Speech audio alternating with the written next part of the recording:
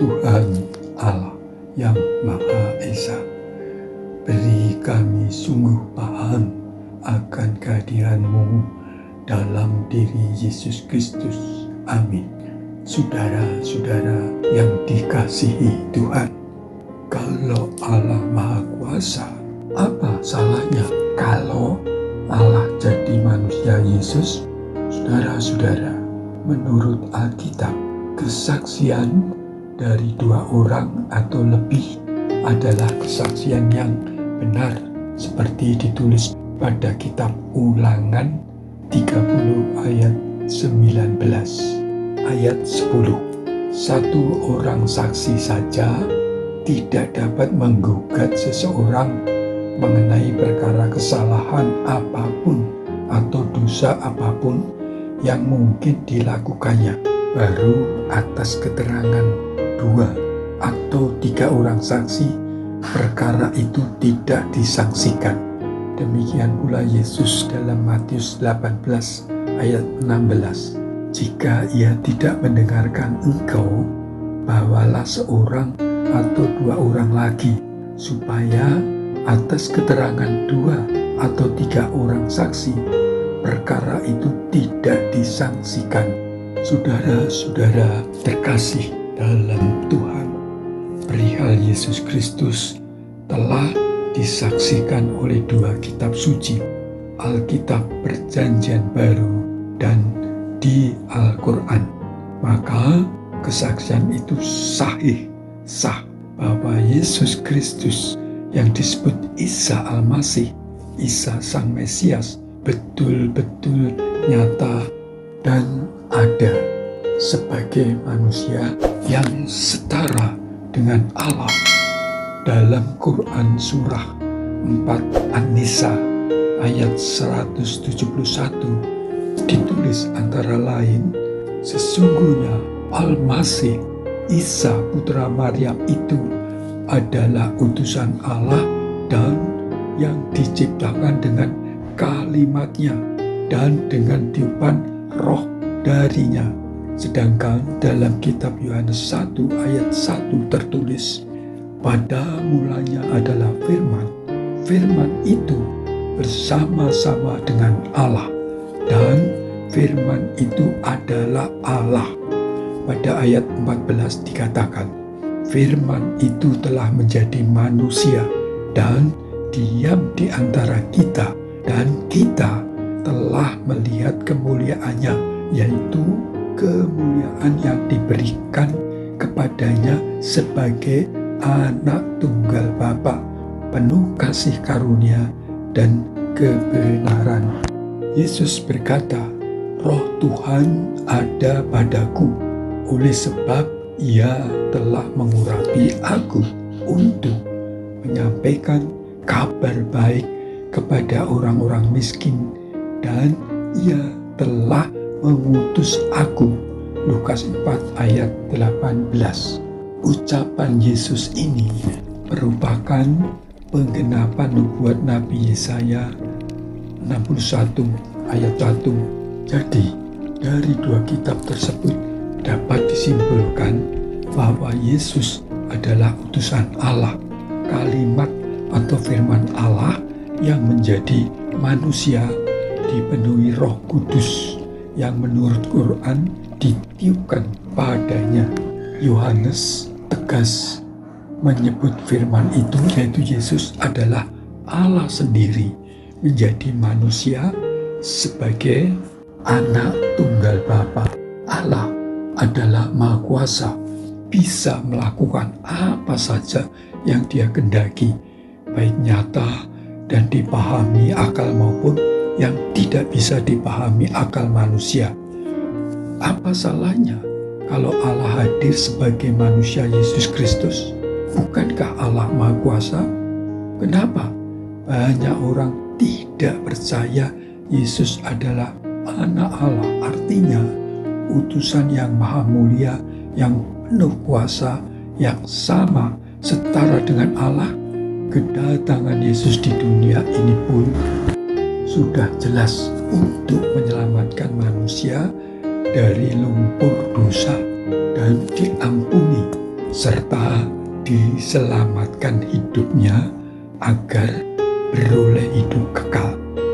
Allah sendiri memperdengarkan suaranya, disertai Roh Kudus yang bagai merpati putih, hingga pada Yesus ketika Yesus dibaptis oleh Yohanes. Ia melihat Roh Allah seperti burung merpati turun ke atasnya, lalu terdengarlah suara dari surga yang mengatakan, "Inilah anakku yang kukasihi, kepadanyalah aku berkenan." Matius 3 ayat 16 sampai 17. Demikian pula waktu Yesus naik ke sebuah gunung dengan ketiga muridnya yang melihat penampakan Nabi Musa dan Nabi Elia. Dari langit terdengar suara Allah, "Inilah anakku yang kupilih, dengarkanlah dia." Lukas 9 ayat 35. Suara dari langit yang ketiga, Allah akan memuliakan Yesus Sang Putra. Yohanes 12 ayat 28. Maka terdengarlah suara dari surga, "Aku telah memuliakannya, dan aku akan memuliakannya lagi." 3 kali setidaknya Allah telah meneguhkan kuasanya atas Yesus sebagai anaknya menjadi utusan yang utama, karena kasih Allah yang besar agar manusia tidak binasa dan hidup kekal.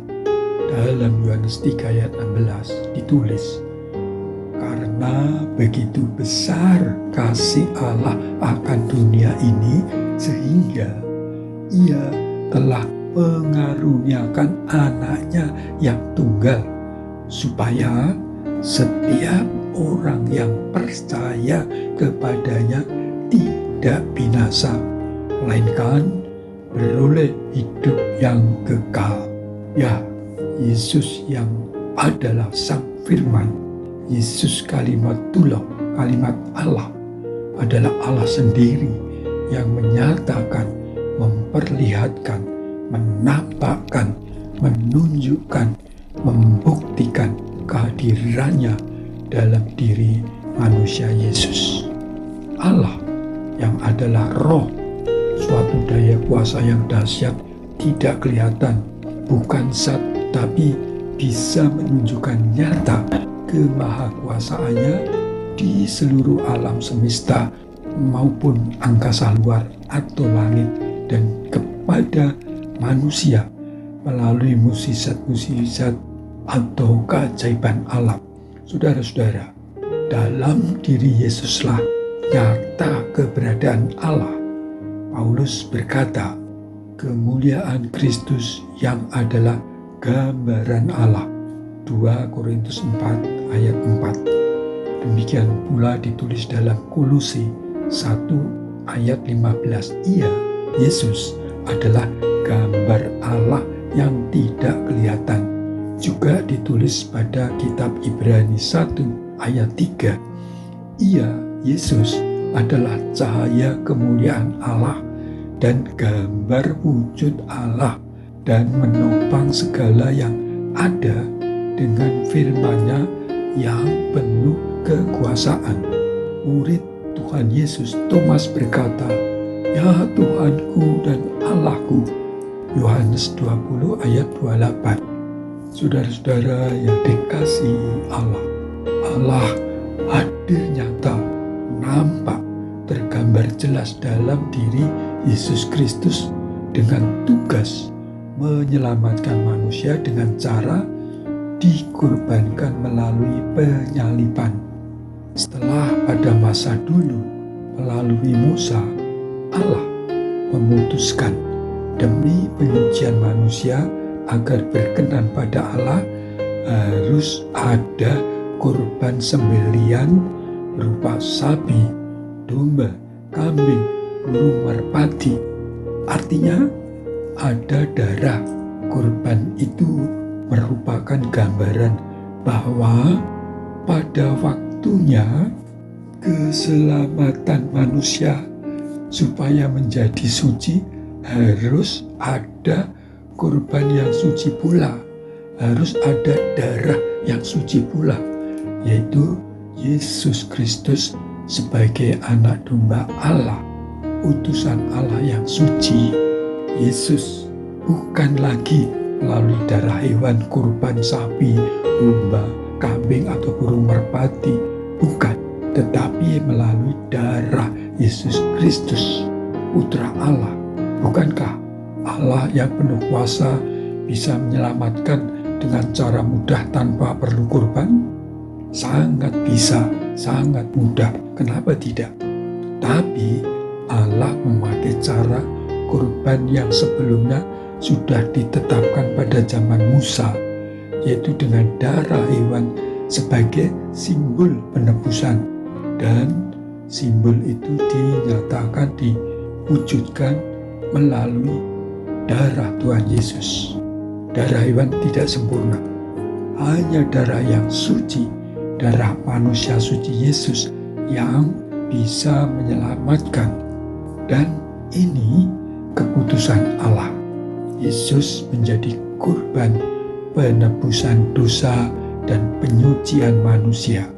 Ibrani 9 ayat 28 menulis, demikian pula Kristus hanya satu kali saja mengorbankan dirinya untuk menanggung dosa banyak orang. Sesudah itu, Yesus akan menyatakan dirinya sekali lagi tanpa menanggung dosa untuk menganugerahkan keselamatan kepada mereka yang menantikan Dia. Saudara-saudara yang diberkati Tuhan, Yesus yang adalah Allah sendiri rela mati untuk menebus manusia, dan Yesus akan datang kedua kalinya sebagai juru selamat yang menganugerahi keselamatan kekal di surga. Jadi jelas sekali Allah hadir dengan kuasanya yang besar pada diri Yesus, telah menebus manusia dengan darah anaknya, karena Allah adalah Maha Kasih dan rindu menyelamatkan manusia. Akan sangat nyata pada akhir zaman nanti bahwa keselamatan abadi bersama Yesus akan diberikan dan dibangkitkan, diangkat ke surga oleh Yesus pada akhir zaman. Puji nama Tuhan. Ya Tuhan, kami bersyukur kalau kami boleh tahu bahwa melalui darah Yesus Kristus Tuhan menebus kami, dan kembali Yesus akan datang menjemput kami.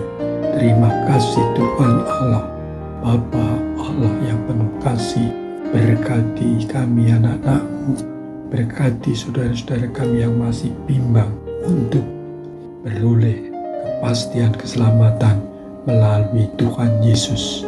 Berkati mereka yang rindu mendapatkan keselamatan agar mendapatkannya melalui kasih Tuhan Yesus. Ampuni kami semuanya Tuhan, dalam nama Tuhan Yesus. Amin.